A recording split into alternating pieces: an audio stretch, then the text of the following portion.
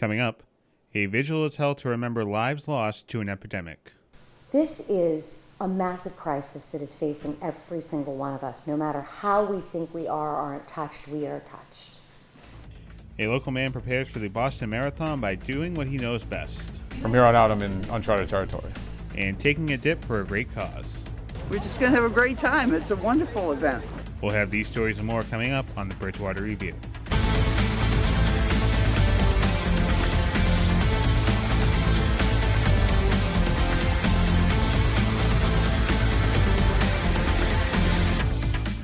Welcome to this edition of the Bridgewater Review. I'm John Luck. And I'm Scott Olson. We begin the program with an unfortunate statistic. Nearly 200 people are dying from substance abuse disorder each day, and that's just in the United States. Scary stats, but those affected are much more than these statistics. Our first segment highlights the stories behind the addiction and how locals are hoping to put a stop to the opioid epidemic.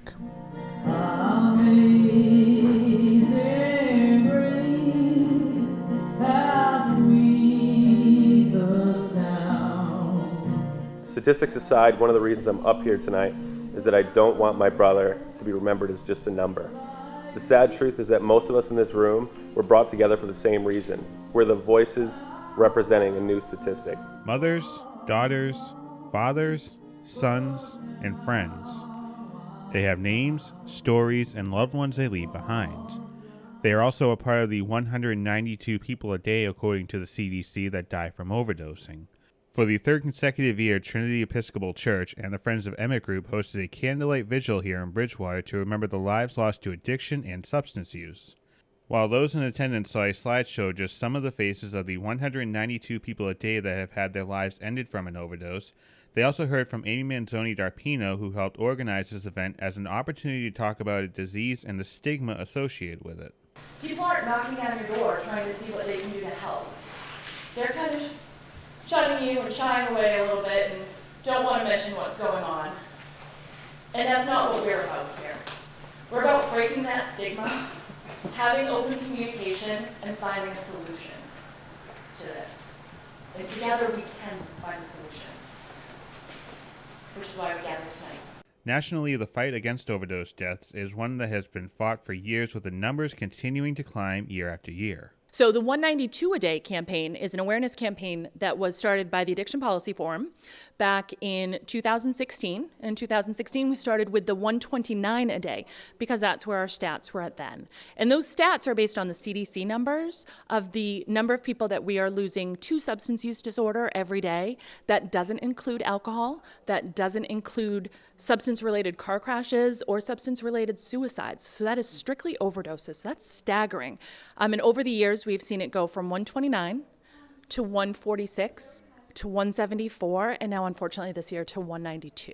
Half the country still doesn't think that addiction is a brain disease. So we still have a ways to go. But with families that are more and more willing to say, this is how my son died, and you need to know he was a great kid. They're all great kids. He's a straight A student. If this can happen to him, it can happen to anyone. Kimberly Clapp is the Executive Vice President of Community Outreach for the Addiction Policy Forum. Before she took the role with the Forum, Clapp was a reporter in Washington, D.C. for 25 years, sharing stories of disaster, tragedies, and crisis. But this one moved me in a way unlike the others, and that is not only is every single American impacted by addiction and substance use disorder, and we're realizing it more and more by the day, but also families like Amy Darpino's family, who lost a loved one. She lost her son, and yet here she is out advocating for other families immediately to prevent the same pain and tragedy happening. Amy went to Congress looking to change the law regarding next of kin notification for a non-fatal overdose. Her son Emmett overdosed 7 times and wasn't notified because Emmett, who was away at school, was an adult, so the family was not notified until Emmett had lost his battle to addiction. Stories like this were shared at the vigil. Residents that attended the event listened to Amy's story and Mitch Weintraub's story. Mitch is the chair of the Rhode Island chapter of the Addiction Policy Forum and lost his brother Jackson to an overdose. 192 a day. Jackson's inside that number. A handsome, funny, kind soul was swept up in what's become an unstoppable tidal wave. Every funny moment, every childhood memory, every stupid fight, every video game we played, every car ride with the music blasting off, loud enough to blow the speakers of my 94 Toyota Camry, all caught in one inescapable undertow of the 192 a day loss to the epidemic sweeping the nation.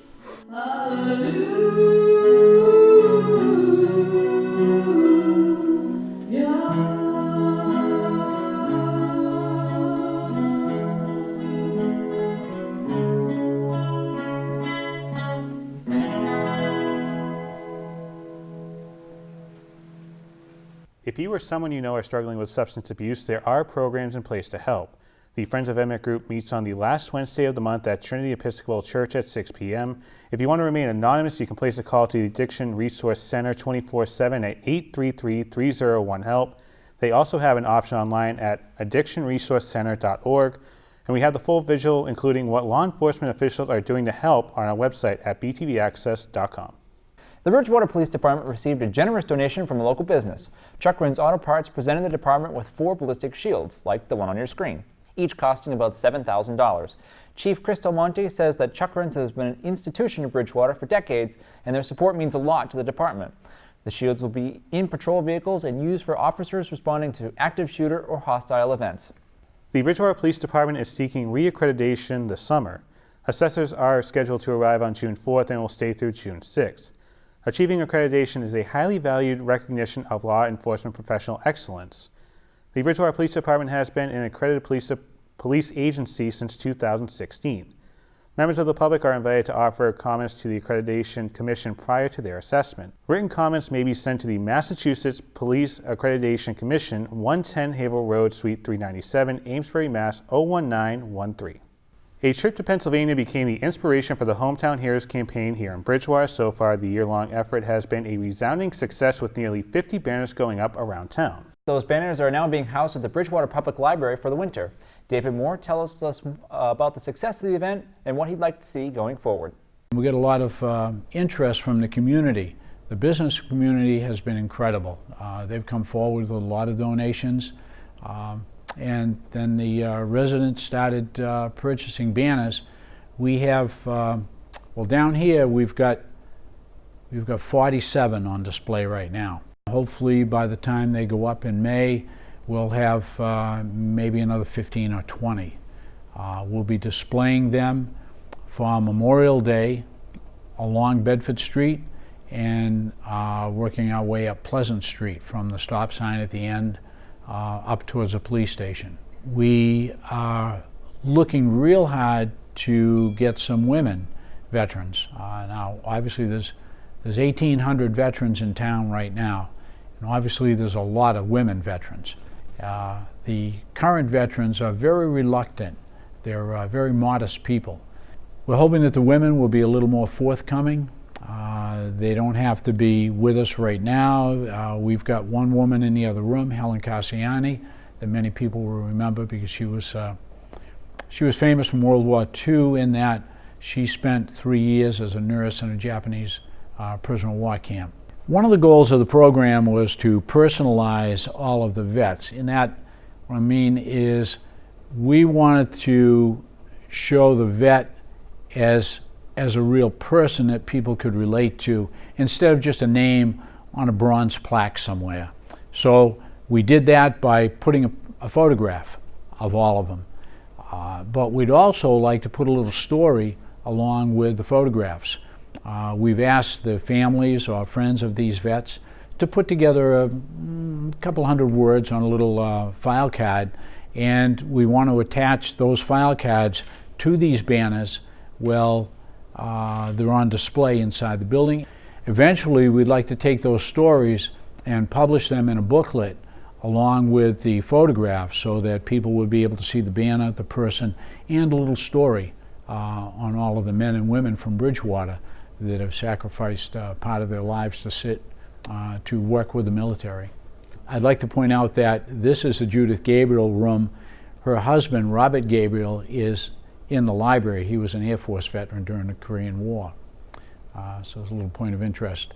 But we're really looking forward to those personal stories because in putting the banners together, I got a chance to talk to a lot of the people, and they've told me some really neat things about these guys and women, the sacrifices that they made. And in some cases, the fun that they had. If they weren't necessarily in a combat situation, there's a lot of neat stories of the good times that they had.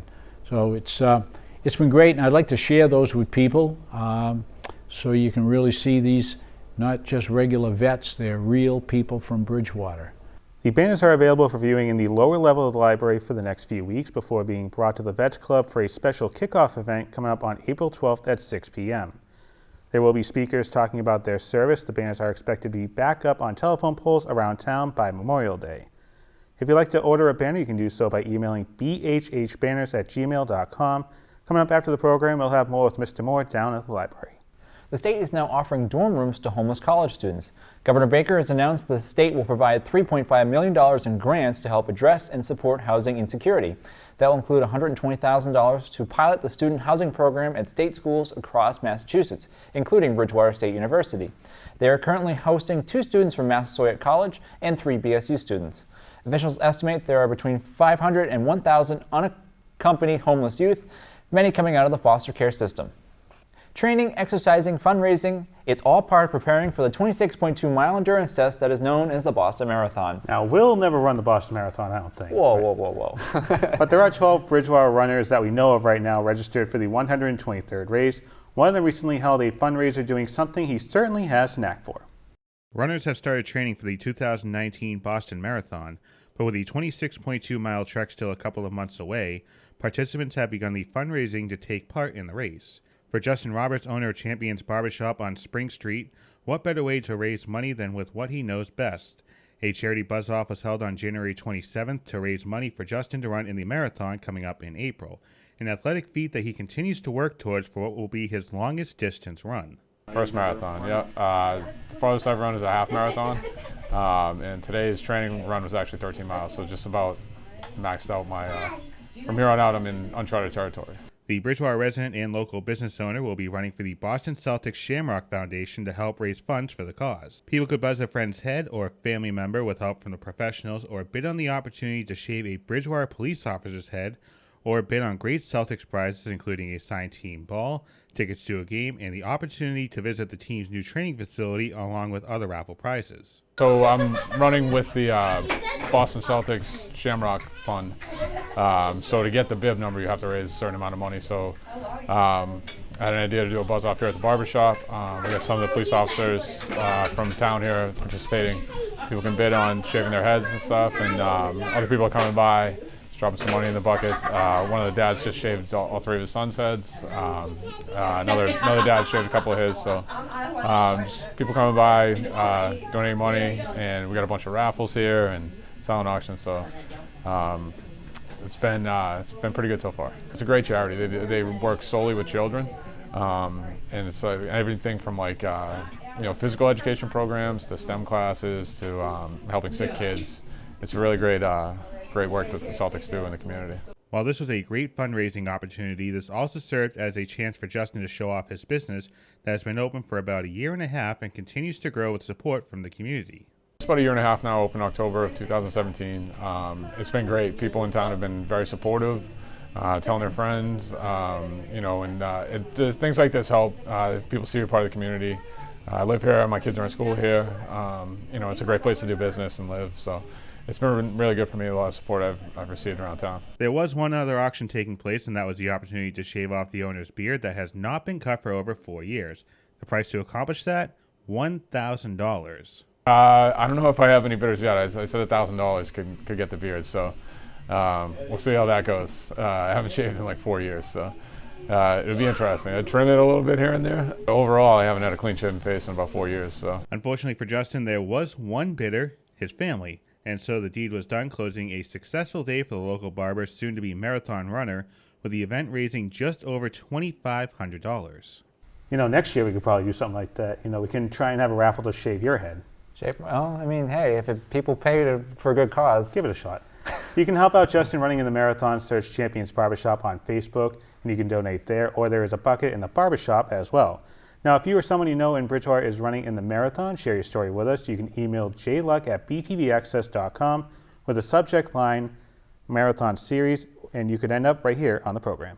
When we return, budget season is underway. The number is being considered for the potential fiscal year 20 budget. And braving the elements for a great cause, we hear from the Bridgewater resident participating in the annual Polar Plunge. But first, you're looking at BTV footage from the Super Bowl parade. We were right there as the Patriots passed by on their duck boats. Tom Brady, Gronk drinking his $500 wine with still a shirt on, Bill Belichick, and more. We'll be right back.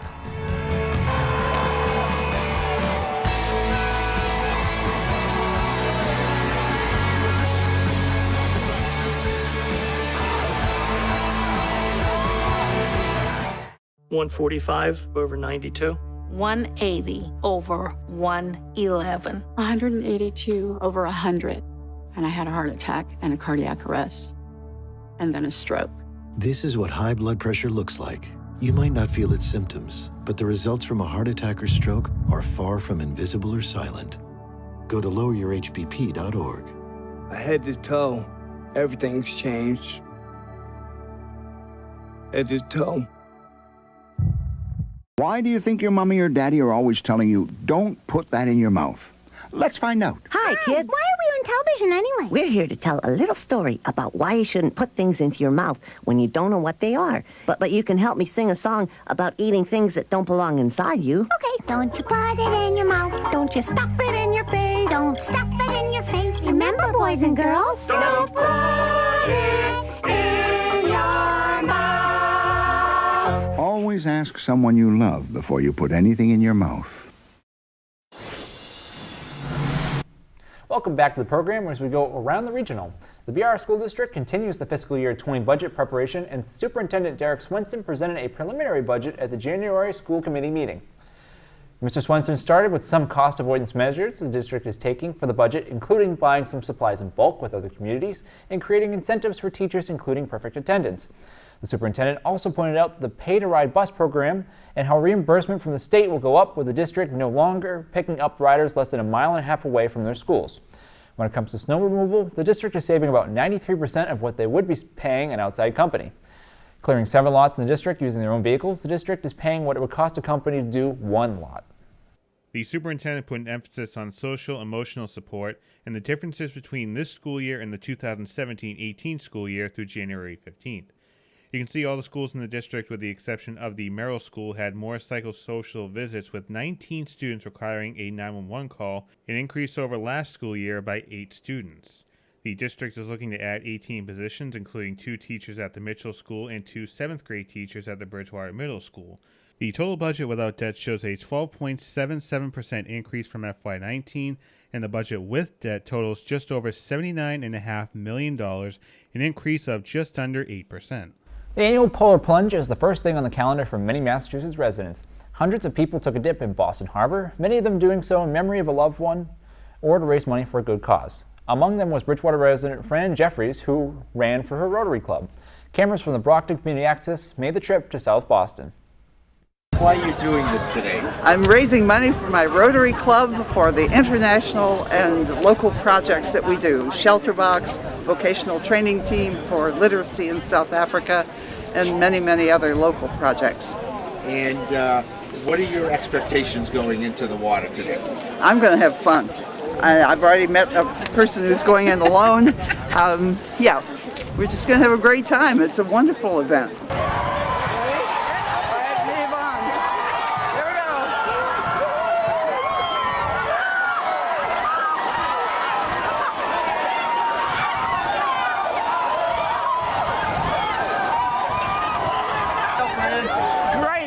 It was wonderful. It was great to have a partner to run in with. And look at all these. Onward from Rotary. I'll do it again. That was really nothing. We're done. Yay! Everybody should do it. Yay! Yay! Mama! Though the name of the event is Polar Plunge, it wasn't so bad this year with unseasonable temps in the upper 30s and water temps in the 40s. That's still pretty cold, at least to me. That's a 10 to 20 degree difference compared to years past. Sometimes you gotta brave the elements, Scott. This is the time of the year millions of Americans enjoy or dread. We're talking about filling out their taxes, and many, when they finish filing their taxes, get met with a surprise, especially this year. They aren't getting as much money back as they did in years past. This is the first year of the new tax cut that was passed in December of 2017. The average tax refund is down 8% according to the IRS through the beginning of February this year. A big note to point out is that many Americans are seeing an increase in their weekly paychecks, so it won't show in the tax returns. However, the IRS encourages anyone to review their withholding from what they had over the past few years if they would like to get larger refunds in the future. Social media is ingrained in our lives. We use it every day for many hours, and it seems like something that's second nature now. However, it could be doing more damage than we think when it comes to decision making. Mary Evers has more. Social media is so ingrained in our culture that it's easy to forget it hasn't been around that long. It's so new that, according to Cleveland Clinic's Dr. Joseph Rock, research is just emerging on how our behaviors surrounding social media could be measured against standards for addiction. He says that one of the pitfalls of social media is that, for some, it can produce feelings that keep them coming back for more. They get a sense of social well-being. It's like they're interacting with somebody, like they're interacting with friends. They find people who are really heavy users develop a tolerance to that. So they need more and more exposure to get the same effect. What does that sound like? Drug and alcohol use, right? One recent study shows that people using one social media platform for long periods of time have the tendency to make riskier decisions. Another study links heavy social media use with having more physical ailments. Dr. Rock says that it's important to note that these studies do not show cause and effect, but the results are still concerning. He says while we don't yet know how much social media use is too much, we know that spending too much time being physically inactive is not good for our physical or mental health. And it's possible that constant use of our devices for social media might be changing how our brains function, because it's constant, readily available, and interruptive. Dr. Rock says that if you're not sure you're on social media too much, ask the people around you, your friends and family. And if you still have some questions about whether you might be addicted to your social media platforms, try letting them go for a while. Try stopping. See what it feels like. I mean, if you can, just for a few days, try stopping cold turkey. If it's really, really uncomfortable for you, I mean, breaking any habit feels weird, but if it's really, really uncomfortable for you, that's not a good sign. Dr. Rock says researchers are starting to draw parallels that people may actually be able to form addictions to social media. But because social media is so new, the research is just beginning to scratch the surface. For Bridgewater Review, I'm Mary Evers. While we wonder where the snow has gone this winter here in southeastern Massachusetts, it gives us an opportunity to look at weather stories from around the country. So why not go to California to talk about a 400-year storm? Reasonable. Yeah, why not? The U.S. Geological Survey says that the Golden State is up for a storm of epic potential, and this storm is called, yes, this is a real thing, the Arc Storm. According to weather experts who talked to the LA Times, given the current climate situation, the storm is all but inevitable. Now, before we get two of every animal rounded up in Orange County, this is all from a report. Nothing has actually happened, nor is expected to happen in the immediate future, just throwing it out there. However, the storm has happened a few times in the past, with the last four massive rainmakers taking place about 200 to 400 years apart, with the last storm taking place in 1862, dumping 3 feet of rain in LA and 100 inches of rain in the Sierra Nevada foothills over 43 days. That's a lot of rain. Just a little bit, a little soaker. Again, nothing is expected anytime soon, but I mean, happening the day after tomorrow in New York City, why can't it happen in LA? You know, it could. You know, the way the climate is now, nothing makes sense anymore. With Manny Machado's contract in San Diego, we can go ahead and build a nice... No, you could argue he's raining on the parade for his effort. That wasn't the best joke I've ever had. But anyway, coming up, we aren't at March Madness just yet. Both the Bears and Trojans make their final push for their respective tournaments. Brian Berard has more in 60 seconds. We are Lion Scouts, Point 43, and you are watching BTV. You've messed up your son's haircut. Mom? Do you A, try to fix it? Like it never happened. B, work with what you got? Or C, show solidarity? Thank you, baby. As a parent, there are no perfect answers. But you don't have to be perfect to be a perfect parent. Thousands of teens in foster care will love you just the same. Life seemed dull? Well, don't be blue, 'cause I can tell you what to do and guarantee she'll notice you. Yeah. Brush your teeth. Buttons and bows and painted toes, powder on your turned-up nose. He'll look at you. Yeah? If you brush your teeth. Brush that hair down thick or thin. If it's too long, get a trim to make her dig you. Yeah. Brush your teeth.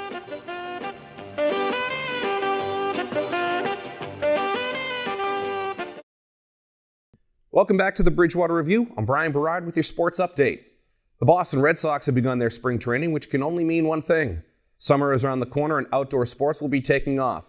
But before we get there, we have to talk about the winter sports that are winding down. And that can only mean one thing. Playoffs. Yes, playoffs. The words Bridgewater Raynham and state champion have become quite the combo the past few years, and why would 2019 be any different? The BR Swim and Dive team took part in the state championships last week at Boston University, and it was a record day for the Trojans. Megan Kramer won her second consecutive Division I championship in the 200-meter individual medley and came in second place by just 6/100ths of a second in the 500-meter freestyle. Overall, the swim team had 1 state champion, 6 top 10 finishes, 3 school records, 2 league records, and 12 personal bests. Not too bad for a program that hasn't been around all that long. Now moving on to the boys basketball team. Last week, the boys basketball team held its senior night against Severian and honored 10 seniors. This year's senior class swept the OCL in the league's last year of existence and may hold a rather high seeding come sectional time. But on senior night, they couldn't quite keep up with the Hawks, losing 68-64. After that game, the Trojans went on the road to Whitman-Hanson, losing 58-54, and now they await its fate for seeding. Sticking with the high school now as the girls basketball team continues its record-setting season. In their last game against Silver Lake, the girls dominated from start to finish, winning by a score of 51-28. BR never relinquished a lead. Nina Morrison led all scorers with 12 points and 5 rebounds, while senior Kaylee Matalonis had 10 points and 2 steals. The girls' basketball team will hold their senior night against the Bourne Canalmen, and it's pretty safe to say that they'll have a top 2 seed in the sectional tournament. All right, now moving on to Bridgewater State. Both of their basketball teams this year started off very slowly, but caught fire at the end of the year. So much so that they both hosted a MASCAC tournament first-round matchup. Starting with the men, as they matched up with the Framingham State Rams in the first round, the Bears had an offensive explosion in this game with 6 players scoring double digits, including all 5 starters. Jose Montero Jr. had 18 points off the bench. Not too bad, as he only missed 1 shot the whole game. But the true star of this one was Ryan Carney. Carney led all BSU scorers with 20 points, and his three-pointer at the very end of the game gave him 1,000 points for his career. With the 101-84 win, the Bears move on to take on the top-seeded Owls. And the girls also decided to score at will in their first-round matchup against Fitchburg State. They tied their season high for points in the 89-68 win, and the only other time they scored 89 points, the week prior against Fitchburg State. Safe to say that they had their number, right? Only 2 Bears didn't score in this game that featured mostly bench players for BSU. Destiny Fitzgerald led the way for Bridgewater State with 18 points and 8 rebounds. Meanwhile, Olivia Jodick finished with 13 points, going 3 of 5 from deep. Their win moves them on to a matchup with Westfield State. And one final note, congrats to the Bears indoor track team on winning the MASCAC championship. And that's all for sports. Scott and John, back to you. All right, thanks, Brian. Taking a look at your news and notes, and we started the Bridgewater Public Library and a Celtic celebration featuring songs and stories for the season. The event takes place at 6:30 on March 12th. There will be sing-alongs, a lesson in playing spoons, and an Irish dancing wooden dog will be appearing as well. The event, which is led by award-winning storyteller Davis Bates, is free and open to the public. March 1st is the deadline to get your dog license for 2019. The licenses are valid for the rest of the calendar year and cost $20, while for a neutered male dog or spayed female dog, the licenses cost $15 and the late fee is $10. You can purchase your dog license at the town clerk's office during normal operating hours or mail a request. Proper fee, self-addressed, stamped envelope to the town clerk's office at the address on your screen. You can also order your dog license online at bridgewaterma.org and click on to make a payment. For more information, you can call the town clerk's office at 508-697-0921. That's all the time we have for this edition of the program. In the meantime, you can watch all of our programming on demand online at btvaccess.com, including weather forecast with Jeff Fowler and Bridgewater Now. Now, coming up, we have more from the Hometown Heroes program taking place at the library over the next few weeks. For now, I'm Scott Olson. And I'm John Luck. Thanks for watching. Bridgewater Hometown Hero program, we get started about 8 months ago, and Cable was nice enough to put something in for us then, and we get a lot of interest from the community. The business community has been incredible. They've come forward with a lot of donations, and then the residents started purchasing banners. We have, well, down here we've got 47 on display right now. We will have another 4 probably in about a week, and hopefully by the time they go up in May, we'll have maybe another 15 or 20. We'll be displaying them for Memorial Day along Bedford Street, and working our way up Pleasant Street from the stop sign at the end up towards the police station. On April 12th, we're going to have a kickoff event at the Vets Club for the Memorial Day display. We've got some speakers that are coming in to talk about veterans and some of the experiences that some of the men have been through, men and women. We'll have all the banners on display that evening that we have, so hopefully there'll be a few more.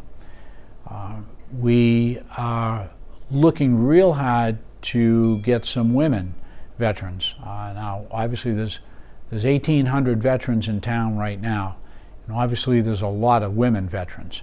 The current veterans are very reluctant. They're very modest people, so we haven't had a lot of luck getting some current day veterans in there. But we're hoping that the women will be a little more forthcoming. They don't have to be with us right now. We've got one woman in the other room, Helen Cassiani, that many people will remember because she was famous from World War II in that she spent 3 years as a nurse in a Japanese prisoner of war camp. So we're looking real hard to get some women involved in the program.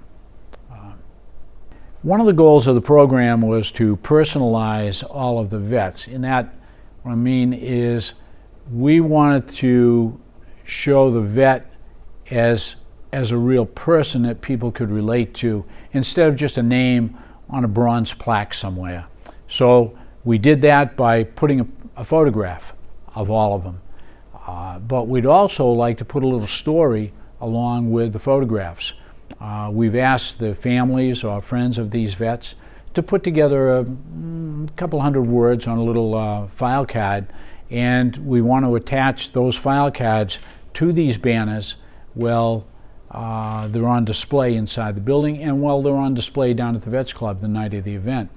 Eventually, we'd like to take those stories and publish them in a booklet along with the photographs so that people would be able to see the banner, the person, and a little story on all of the men and women from Bridgewater that have sacrificed part of their lives to work with the military. They're on display in the library right now. As I said, there's 47 of them. They're located in the Flora T. Little meeting room. This is the Gabriel room, and they're also located in the hallway leading up to the Gabriel room. I'd like to point out that this is the Judith Gabriel room. Her husband, Robert Gabriel, is in the library. He was an Air Force veteran during the Korean War. So it's a little point of interest.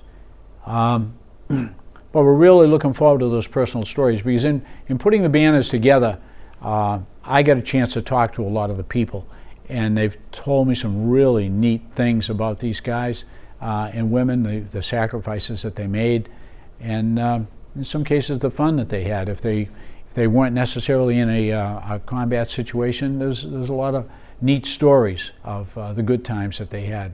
So it's been great, and I'd like to share those with people so you can really see these not just regular vets, they're real people from Bridgewater. We've gotten a tremendous response from the business community. Many of them have stepped forward. I've done very little, personally I haven't done any going to businesses and asking for funds for this. Many of them, they've all come forward and say, hey, I hear you got a great program going and we'd like to help support it. Obviously the residents of Bridgewater have bought their own banners, and that is a donation of sorts because there is a little extra money in the purchase of the banner so that we can provide assistance to somebody who may not be able to afford the banner, maybe a widow or a sister or something. They can't afford it, so we can help them out. We do have a website, Bridgewater Hometown Heroes, or bhhbanners.org, and we are on the internet. We have a Facebook page, and there are two banners in this display which has the Facebook page and our website on it. We also have some pamphlets on a table out there, or you can call me directly. And my name is and number are in the book. So, yes, you can definitely get a banner. It's not too late. It'll never be too late. In that, we hope this program is going to go on for at least a few more years. It's going to go on as long as the banners hold up. We're told that these banners should be good for 3 or 4 years, and maybe we'll buy some new ones. But it's something that we hope to continue for many years to come. So if you don't make it for this Memorial Day, we have one family that's interested in putting 5 brothers together. Unfortunately, all of their family information is stored in a container, and the person who has the key is down in Florida. So we won't have their banners up until October for Veterans Day. So it's never too late.